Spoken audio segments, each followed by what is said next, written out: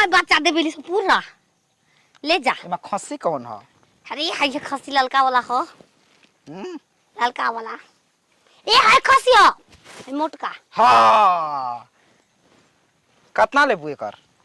काटना देबो पहले नाच हम संगे हैं? नाच तब हम देबो बकरी। अरे वो जब पिकअप लागल बिया हम सोचत तनी 5 गो बकरा घटत न स 5 गो पूरा के फरसिना भेज दी पिकअपवा। एगो ही देबो एगो कम हो जाई तो फिर हो 2-4 दिन में फिर ले जाइयो फिर हो। आ कोनो बात नहीं के एगो तारा के ले लेबे एगो बिकाऊ के लेबे के बा खसिया। हक देला से जाई कहता ई जब हो हमके गेला देखते हक देहला समझ कि लक्ष्मी बा हमारा खातिर। हां हां कितना लेबू एकर?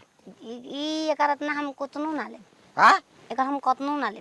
कतनो ना लेबू? नाच दो अरे खाली बेचे नाच देला प हां कैसे नाचिकला?